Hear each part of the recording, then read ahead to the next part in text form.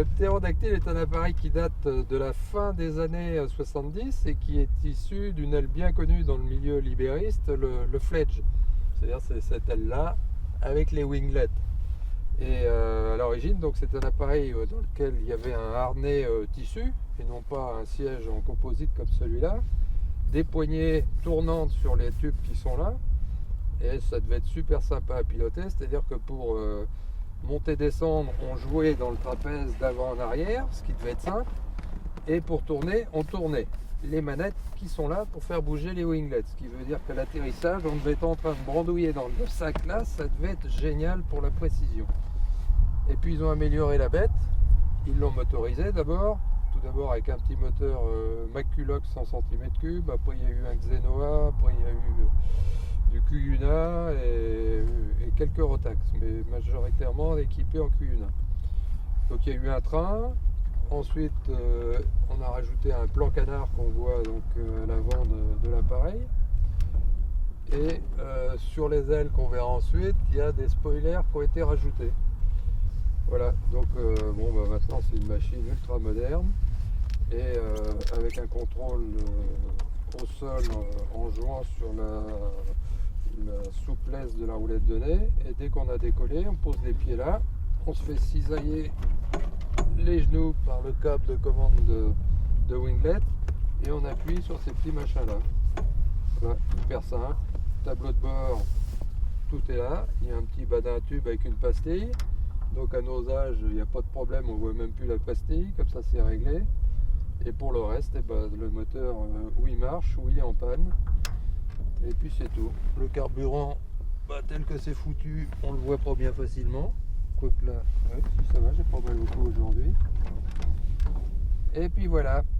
Donc c'est une machine quand même mythique, j'ai oublié de le dire, qui est connue essentiellement aux États-Unis, un petit peu moins en France. Parce que le concepteur Jack McCormack avait fait la traversée des États-Unis d'est en ouest. Il avait écrit son histoire, ça avait été une belle aventure. Et il y a toujours des fanats de cet appareil qui se retrouvent tous les ans, qui volent quand les conditions sont calmes sur cet appareil. Enfin, celui-là vient aussi des États-Unis, j'en ai pas trouvé en France. Et c'est un appareil qui date, lui, de début 80 et qui a été entièrement refait en boulonnerie, au banage, en toilage et moteur. Là, on a la version Sidecar qui est démontable en 10 minutes. Sidecar dans lequel j'ose à peine emmener quelqu'un, d'abord parce que c'est hyper inconfortable et puis que ça me fait peur. Et puis, petite précision quand même intéressante de l'enveloppe de vol de cette machine. Là, il y a un tube en plastique qu'on peut remplir, donc de grenaille, où on peut mettre des piquets pour fixer l'appareil, c'est plus pratique, selon le poids du pilote. Et si on emmène un passager, il faut mettre ce tube là avec 1/10 du poids du passager, qu'on prend autre part évidemment, pas sur le passager, et qu'on accroche à l'autre bout de l'aile là-bas. Hein, pourquoi faire simple si on peut faire très compliqué? Voilà, bon, il n'y a plus qu'à faire le tour et on verra encore tout le reste qui est quand même pas triste non plus.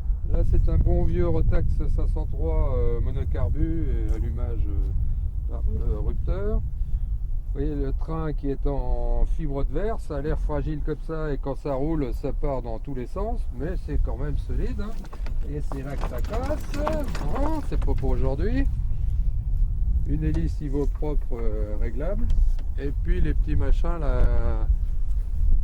la prise de tête complète, les spoilers qui permettent de faire des virages. Là, c'est ceux qu'on actionne avec les pieds, soit un tout seul, soit les deux, si on veut augmenter la traînée, qui est déjà quand même conséquente sur ce genre d'appareil, mais on peut faire pire.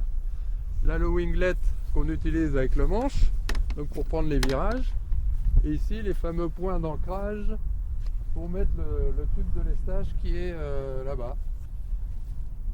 Merveilleux, non?